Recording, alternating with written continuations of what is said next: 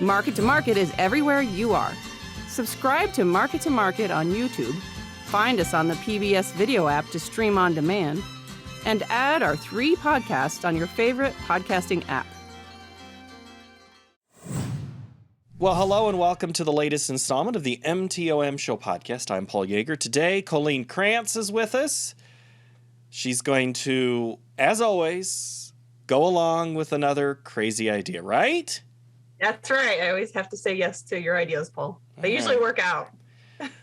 We'll see if you say that. We won't talk about the ones that don't, right? Right. So this is the MtoM Show podcast, which is a production of Iowa PBS. If you have feedback for me, hit me up at paul.yeager@iowapbs.org. Today, we are concluding our look back at the year of 2021.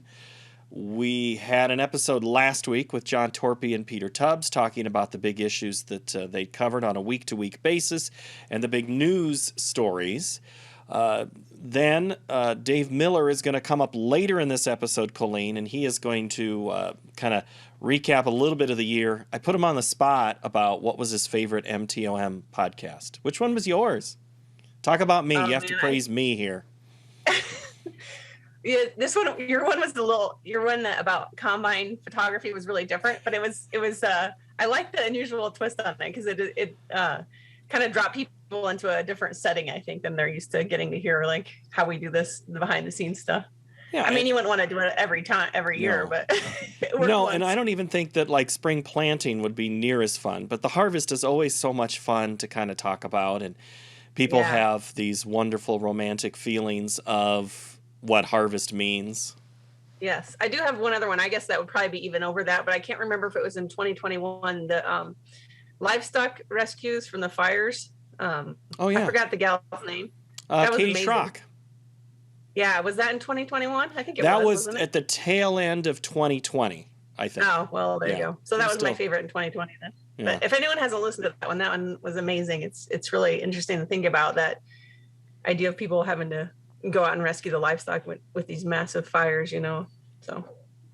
All right, we're going to do some on-air producing. Colleen, stay back when you're right there. Stay right back there in the shot. I framed Dave up. You'll see when you watch this back and you look at Dave and I. We're wearing the same outfit, and I tried to get him to move back and forward and things like that. So thanks for, again, producing on the fly. I didn't know the outfit plan. Yeah, well, sorry. Okay, you... we don't put you to use on a week-to-week basis of the news of the week. We have you routinely look at big issue stories. There's about 9 topics that you covered, and we're only going to be able to get into a few of them today, but I'm just for the sake of people, if you have any interest in some of these stories, this is what we're going to talk about. Inputs, sunflowers, rabies, labor, famine, Prop 12, China, radio frequencies, but we're going to start with farm data. And we always put you in the feature spot, and you have these long look at things. Yeah, I love that. When you look at all your stories, how would you is that accurately characterizing what you cover for us? Yeah, I love that. It's these deeper looks, those longer stories, and I really feel fortunate in journalism today to get that chance because there's not a lot of shows that allow those kind of 6 or 7 minute stories anymore, and so as a result, we don't get those deep looks or deeper understandings of issues. So it's really a blessing to get to do those features. And we also repeat some of yours, but a lot of these we're going to try and talk about a lot of the ones that were new in 2021. And the radio frequency one, what do you remember about that story?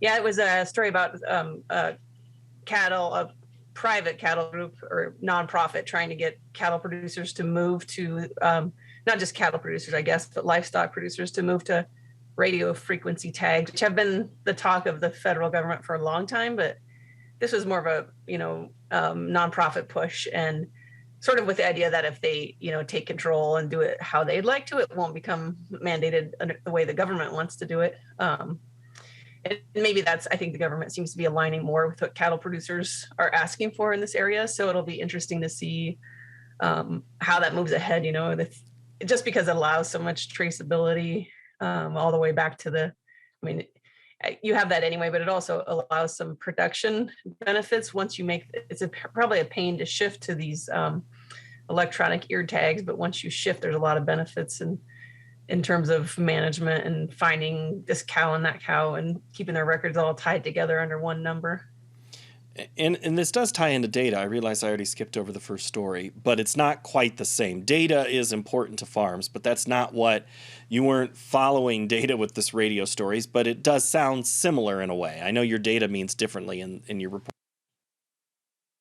Yeah. So the initial story I had done, I think in February, was about the federal government's efforts to start tracking plant threats and mapping that. And some of it is available to the public, but basically knowing like where various insects or bacterial threats or other plant threats might be in the country and how they can sort of target their spending better for, whether it's treating grasshoppers or whatever. There's always something to be found in a spreadsheet. Do you enjoy a good spreadsheet? Yes, I do. I didn't used to, I don't think, but I have become a data nerd now. So I like to look through, I like to look at the government's data that people aren't looking at. That's where you find some stories. There's also a lot of dead ends. You find exactly what you predicted you'd find, but once in a while you'll find a surprise or something unexpected. And so I was just looking at this, if you don't mind me jumping ahead. Well, actually, we'll come back to that. Remind me to talk about it with CRP if you want. That's coming up later, though. About who's helped you with data in the sense of better understanding it and then also better translating it into television. Well, actually, it goes way back to my background, and I used to work in newspapers, and I went to a boot camp at the University of Missouri. I think it was National Institute of Computer Assisted Reporting, and they did this amazing boot camp that sort of taught us how to clean the data and resort the data, and it was all stuff I'd never been exposed to before that, and it's pretty amazing, and it's surprisingly how that training's helped.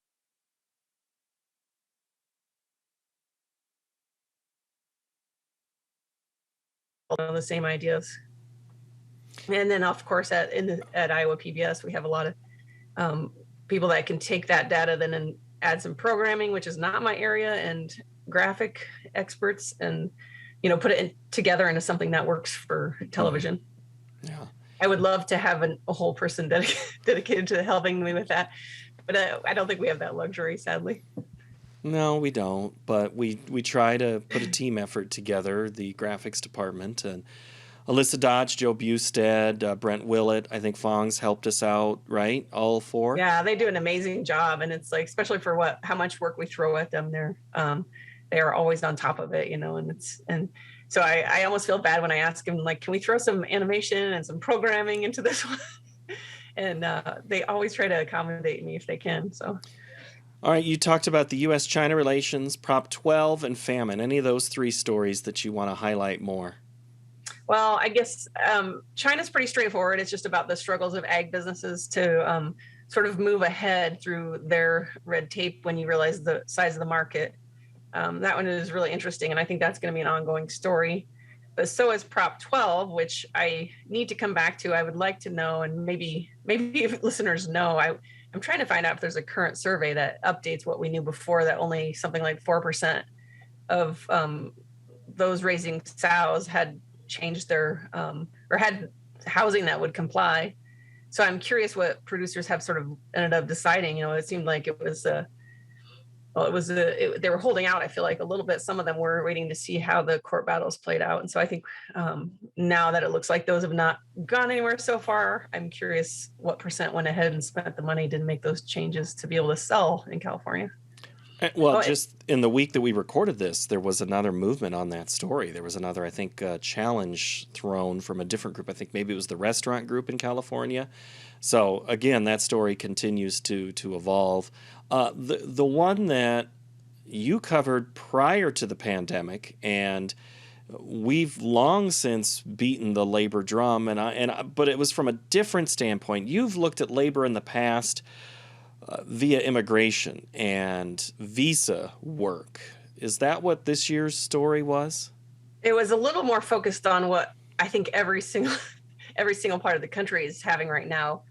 I focused on rural areas more, of course, because that's our focus. But I really think all over the country, there's lots of evidence of labor shortage, the great resignation that came with the with COVID. And so I really focused on, I went to a dairy in Nebraska and a small town, and that just in the north of there. And we really just talked about how difficult it is to not just find workers, but find those who are, comfortable doing agricultural work today. And part of that was the fact that other groups are now joining the dairy industry and saying we do need to make H-2A easier to use, and that's the program that allows legal immigration, temporary immigration to help with seasonal agriculture. And the story is really about trying to make that apply also to year-round agriculture, so that if you're a livestock operation, you are eligible. So I think there was a lot of interest in that. That's when we'll have to watch to see if anything actually gets changed there. Labor was one issue. Inputs were another one, and both seem to not be going away yet. The input story was much more of a news of the day, but you were trying to track down some sources and find out what is the big problem in input costs. I mean, natural gas gets a lot of the headlines. What else? Yeah, so also, of course, fertilizers. Natural gas sort of has the roots in a lot of that, because it's, when you're manufacturing some of these chemicals, you need that input or that natural gas to sort of, I read somewhere that for anhydrous ammonia, it's maybe, I can't remember if it was 40 to 60% of their costs, it comes in natural gas purchases. So it's key part of that. But and I know that a lot of producers, inputs go up and down, but these were some record level anhydrous ammonia and other prices. So we weren't really just raising alarm bells for no reason. Then that's a good one where data shows that, the prices really were the highest since, I think, now I forget what year it went back to, but at least 15 years, I think. And that point in time was unusual. So a little inside, Colleen usually leaves Dave Miller and I very specific things not to use to introduce certain stories, because she's trying to reveal things in stories. And one of them was something you did in the fall of this year. We weren't allowed to do the Hollywood entrance to the rabies story. But rabies, as you reported, is still out there. But there's some misconceptions that people maybe forgot about. Yes, it's the story was, it would have been great if we could use some of those old Hollywood movies. I do think that was probably a smart choice to not, but the story is really about how much it's first of all being managed, but that it's still an issue, whether it's in raccoons probably in particular in certain parts of the country. And so the story focused on the government's actually pretty successful effort to stop rabies, and now the movement from domestic animals to sort of focus on wildlife, managing rabies in wildlife. And the last story we're going to talk about before we look ahead is one that I found out after the fact. And we did do a podcast a little bit about the sunflower story. The area that you went to report, turns out a lot of my Jaeger family is actually from this same region of the world. In fact, very, very close to the point of, in fact, I still need to call the source that you talked to about sunflowers. So it's amazing what you find out in your family history through Colleen's reporting. That's right. I should make that a thing, shouldn't I? Genealogy through agriculture or something. Yeah. It's our own new show. Crud, we just gave a new show idea. A new podcast. Dang it. Yeah, we were in South Dakota, outside of Mitchell, to the west of Mitchell. And yeah, it was a really fun story. I haven't been to a large sunflower farm like this before. So it was really interesting to go there. And we did find out later, was it your grandfather? My grandfather had been born up there, and great-grandfather had spent a number of years and owned a farm or two up there. Yeah, it was a neat area to visit. And of course, I think they're used to having cameras come when you have a giant sunflower field. There's a lot of senior pictures taken there. So it didn't throw them off too much to have a visit. And there's a fun photo in our Instagram feed from that trip, but we didn't post, I think, all the pictures you sent from that trip. But the gun used to chase away birds was interesting. Yes, there was probably, again, this is another time where Dave and Paul probably correctly held me back for my instincts to use a photo of the farmer protecting his crop from birds with his gun. But I thought it'd be fun to pretend that it was really us that were being warned away. Yeah, maybe not a good thing to joke about. So some people in their disdain for journalism and journalists in particular, that could be misconstrued a different way. Yes. We're not allowed to say the exact stories that you're working on for 2022. Oh, actually, Paul, sorry to interrupt. Can we go back to one other? We didn't talk about famine. You mentioned it, but I wanted to tell you. Yes. No, it was my fault. I jumped over it, but I had to tell you this because that's one that I was joking in the office with one of our other producers, Peter Tubbs, about because both of our moms really love that story. Well, of course, my mom probably says that about all mine, but this one, she made a point of saying, it was so nice to hear happy news, and I think, I can't remember if it was Peter's mom or someone else that said they got teary-eyed hearing this story about famine, which is really a story about how we almost have eradicated famine in the world. Now, of course, with COVID, we could see that changing, but it's really amazing to look back and see how far we've come, and those in agriculture have come, and really almost wiping out famine, which is amazing. I mean, that there's still food insecurity, but the legal definition of famine is what we're talking about here. And so those who haven't seen famine, show it to your mamas. They apparently like that story. It was from June. It's when it aired. Mom always wants to have good things to celebrate, and that's an opportunity. Okay, in 2022, you've got some topics. I'm sure there'll be some follow-ups, some retooling of stories as things change. Generally speaking, what do you think 22 holds for you? Well, I think I can talk about I want to look at, there's a few stories, not very many, but there's one or two where I do like to look at the data like I talked about, and CRP is one of them, and I can talk about that because that's coming up pretty soon.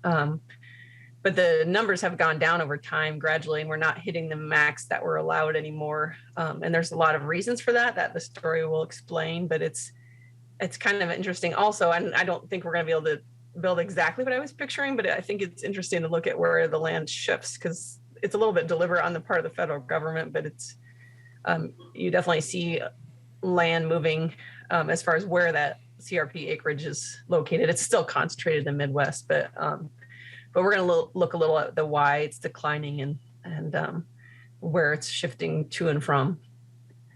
Then another one we'll have coming up. There's some interesting things happening with sort of in the Native American world. We're planning to go visit the Oneida in Wisconsin if that works out, and it's a little bit about how government funds are used in certain arenas and gaining, and sort of an effort, ongoing effort that they've made to sort of have a little more control related to where they purchase food and so on. So then from there, I like to look into some technology. I mean, maybe we can get your listeners to brainstorm this, but I do think there's a lot going on in technology that it's a struggle to decide how to cover, because there's so much new things happening, and how do you decide who gets a story and who doesn't? And so I think it's worth thinking about, like some kind of tech roundup, or maybe there's a way to get people involved in that. But there's lots of interesting things happening, but it's that news. When does it become newsworthy question, So there you go. You can submit news stories, ideas, or comments, market-to-market@iowapbs.org. Or if you want to specifically communicate to Colleen, how do you do that? It's Colleen so it's COLLEEN.Krantz, KRANTZ @iowapbs.org. So if anybody doesn't understand if Colleen actually works for the program, you can always refer to her. She's included in the podcast. She's one of us. A question all the time, right? Back to one of the old stories of behind the scenes of the program at Iowa PBS. All right, Colleen, thank you so much. Yes, thank you. It was fun. All right, we continue in a moment. Stay with us on the MtoM Show podcast. This week on Market to Market, netting big returns in fishing leads to the World Food Prize. And commodity market analysis with Elaine Cobb. Market to Market, the weekly journal of rural America.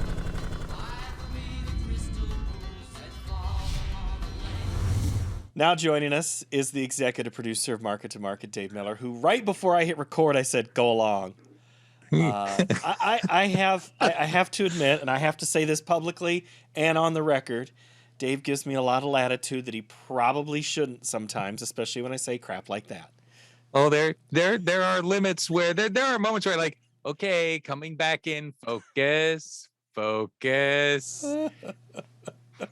So yeah. I said, all right, go into this room, sit in the pigsty that I call the podcast studio, which you look lit, you look well lit. Oh, this is great. This is really an improvement over what we were trying to do before. I mean, we've really embraced podcasting and given ourselves a space.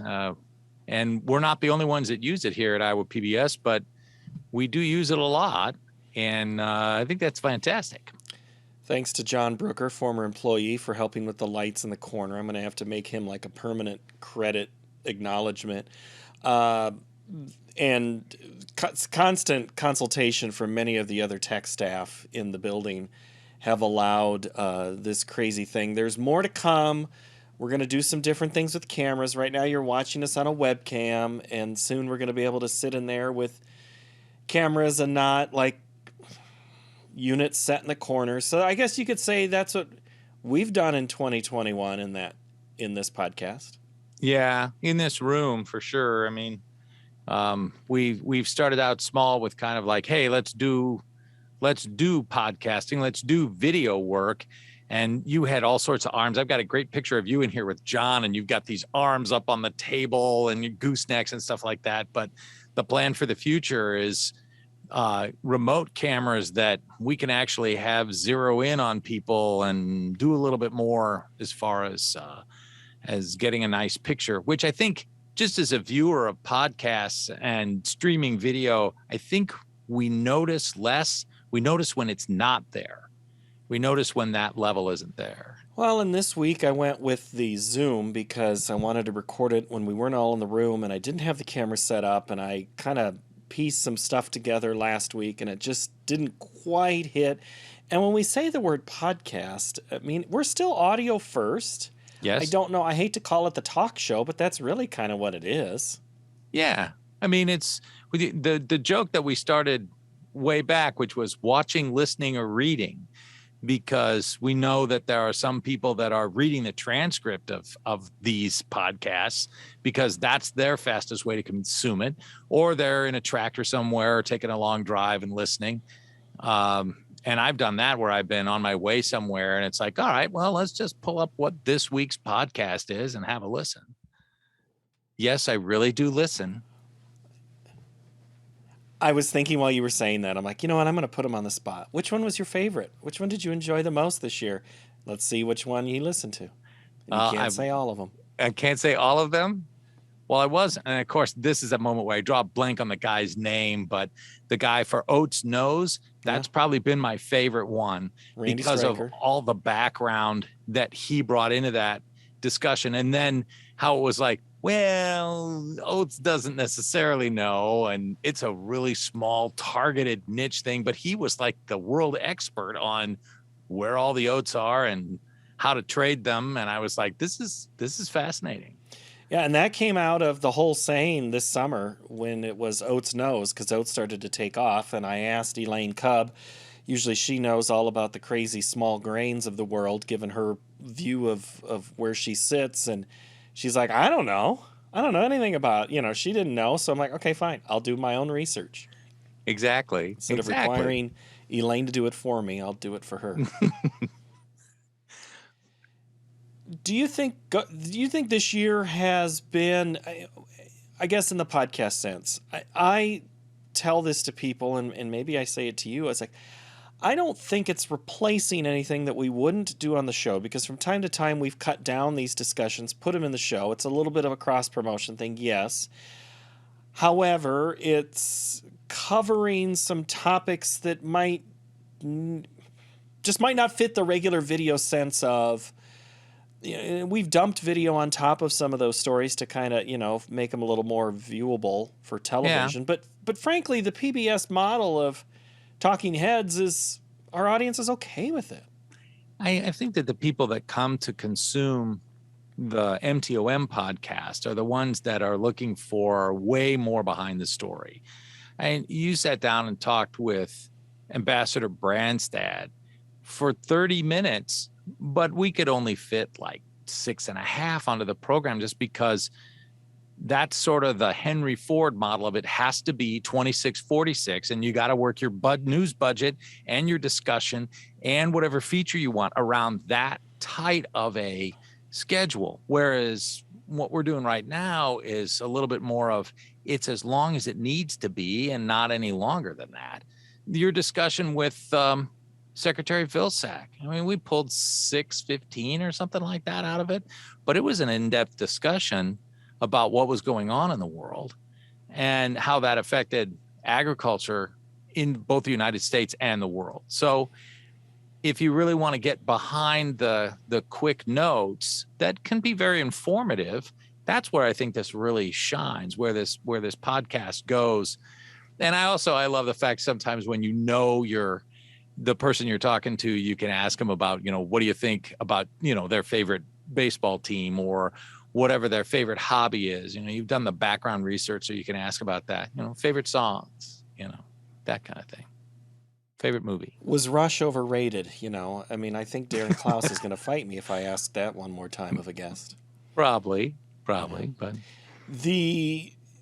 in the conversation I had recording with Beth Hoffman last week, that is this week's podcast as we record this, a little secret. This is a couple of weeks ahead of when you're listening to it, and she's a former radio reporter. Yeah. And she says, we used to do research about, for more on the transcript, go to our website. And she's like, nobody went to the website. And we even asked viewers, and they admitted, we never went to the website. I don't say, in the old days, you used to say, for more on this story, go to the web. Kind of like, for all the crap that was edited out that we didn't think was important, we've already just boiled it down to 6 minutes for you. It's over here. But I've told you and said I really want to make sure we focus on, when we do something like this, that I'm saying for something very specific, here's where that discussion picks up. Yes. It's not, I've just gleaned, admittedly, the Vilsack interview probably was a highlights of everything. With Beth Hoffman, it was the first 6 minutes about transition, because to get into her whole story would have kind of A, spoiled the full episode, but sure, B, not done it justice, and C, that's not what the audience on television probably wanted to see or hear. So I have to say, next time we're going to be talking about all of this, and that's how I'm selling it. It's a way to try to get as many aspects of a story and of a person, and not in a quick soundbite gotcha moment. I think one of the other elements in this is that we acknowledge that not everybody that comes to the web is coming because they're a viewer of our stuff over the air. They're not necessarily show viewers. I mean, we know that Phil in Ontario reads us, but there are people in Indiana where our program is not seen that are watching the program over the web. We know that in some of the places where we used to be on, where we're not now, we have followers that follow us via our web links. And it's not just the I-states or any place else. We know that there are other people coming. And I suspect, but I can't prove it because we get raw numbers, that there are people that are coming to the MtoM podcast that have no interest in coming to see the market-to-market media program or television program. It's possible. And they just, they're just interested in who you talk to. This whole Zoom thing's also allowed us to continue to get to places that travel has not allowed us to, budgets.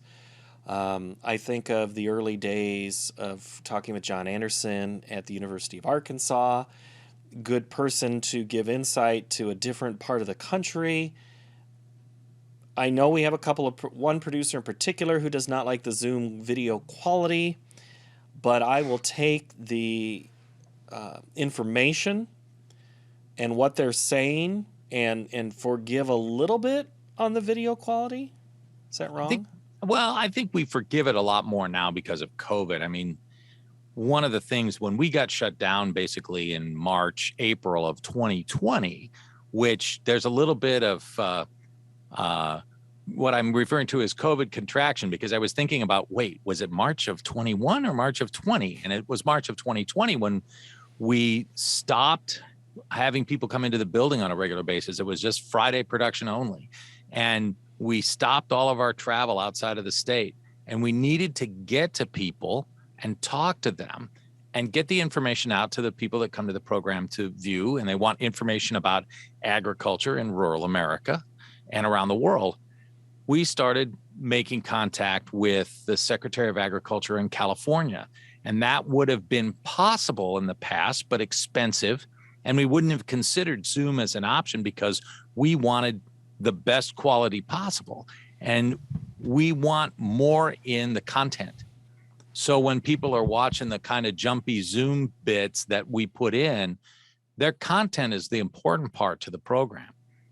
Do I love it when our producers can be out there and sit across the table from the Secretary of Agriculture of the state of California or Arkansas or Kentucky? Yes, I love that a lot. There's a certain intimacy to that, but we haven't lost all of that by using Zoom as a way to talk to people. And it's increased our ability to talk to people on the other side of the planet, which before now would have been this gigantic thing of setting up satellite 2 hops and figuring out how to get the phone to sync up and all the rest of that craziness, which we don't have to do now. And we can just do it over an internet connection. So this has actually helped us a lot. I think I talked to one in Russia this year. Yes, that's the one I'm thinking of. I'm still working on, I don't know if I'll ever get one in China or India, but it's possible. Well, I will never say never on any of that. Zoom, we can Zoom go to Alaska and Hawaii. In person, you got to sell me. Yeah, I think... Okay, what Paul is alluding to is that I get pitched stories for Alaska and Hawaii, and I still look at them and go, that's very nice. No. So we're also working with some of our market-to-market network stations. They're 19 states worth, and we've been touching base with them. When you see this, they'll already be heavily into recovery in Kentucky from the tornadoes that happened right now, just a few days ago. And we touched base with KWU in Bowling Green, and they're one of our network stations. And they were like, here, this is a video we have. And we're working with them to try and get more video so that we can tell that story from the agricultural perspective. Mainstream press does what it's supposed to do and tells you about what happened in the communities. But the one thing that Market to Market can focus on and spend its time with is what's happening to agriculture. Yes, the communities are important, and they are deeply tied to the agricultural aspect of what we're going to cover. I mean, when we talk about 1 million bushels or more of damaged grain because the roofs got torn off the bins and collapsed one of the bins in Mayfield, we can talk about the damage in numbers, but then we're also able to talk to people in the community about what that means to them and the recovery. This recovery will take at least a year. I mean, to build back everything. You lose a house, let's say you lose a house to a house fire, you're looking at least 6 to 8 months, and that's just one home. This is a whole city that's been devastated. Well, and you're talking 6 months in all perfect scenario where the wood is there, the poly whatever urethane of the cover on anything, There's no supply issues of anywhere. And yeah. Biggest story of 2021 was what? Oh my goodness. In our world. I look back and I still think that it's the effects of COVID on the agricultural economy. And I know that other producers in this set of lookbacks have talked about supply chain bottlenecks, but that's probably the one big thing that you look back. And when we stopped in 2020, we basically stopped coverage of anything except that which was affected directly by COVID. And then I was looking over the schedule from January 3 of this year. And all of that, we started to come back and we're covering other things. And those mainstream items, one in particular was transparency in meat packing. But the beating of that drum comes back to COVID affecting the workers on the line and how people are able to get animals to market and if there is anybody there to process it. And we've been covering that story just as one out of many over the last 52 some odd weeks. And that much has been probably the big one. The next one would absolutely be the weather. And they're probably neck and neck with each other because if you look, we started following this drought that is affecting us now at the beginning of the year.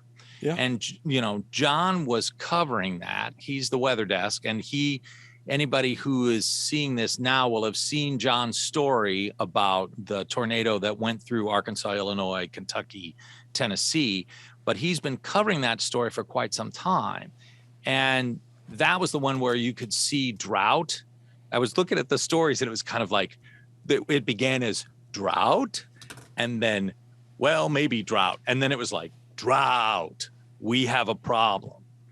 And, you know, when we went to do the Vilsack interview, we were at the Griffune farm and family members were saying, oh yeah, no, we blew trendline yields out of the water. And it was dry weather up until perfect timed weather to put some moisture into the ground and then nothing after that. And we've had more than one of our analysts say, look out, because if we get good weather, the genetics are going to carry that even farther. And so then, you know, then the question becomes, is the demand high enough to suck all of that grain away to keep it at $5 or $5+, which is, that's what the analysts are there for. But that's a question that we sit around the bench and talk about. Mark Gold said a couple of weeks ago on the show, basically telling people it's time to sell. Now's the time to sell. He wrote it in his newsletter yesterday, the day before we recorded this episode, saying this is your second warning. Who knows what's going to happen from the time we record this to the time you hear this. But there is an accusation of analysts that they are only trying to encourage sales for whatever profit of their own. Yeah. And that is not a new argument you've heard against our analysts. Oh, no. This is, you hear this off and on. I mean, I've been involved with the program now in various capacities for about, let's say I got to do math, 38, almost 39 years. And it's the same things you hear. It's like, so-and-so is always going to say buy a put. So-and-so is always going to have outrageous numbers. So-and-so's doom and gloom. And yet you look at the way the market operates, and I would say to a person, all the analysts that we've had on over the 47 years of the program, they've been interested in making sure that farmers are making a profit. That's what they do. And Mark Gold was one of the people that said, be aware that genetics are what made it possible for good yields this year. But those same genetics, he's even called it a double-edged sword. He said that the genetics could do 300 or thereabouts. I mean, I don't remember if it was exactly that number, but it was one of those where people are saying that 230 was not uncommon in corn yields per acre. And it's like, well, okay, if you got the right weather conditions, would it be 300? I mean, I'm just asking the theoretical question. We'll find out in the year 2022 of the television program we call Market to Market. That's David Miller. Say goodbye, David. Goodbye, Paul. He can't even take. I said say goodbye, David, and he says goodbye, Paul. That's to show that he is still in charge and in control of the Market to Market TV show, which is produced at Iowa PBS.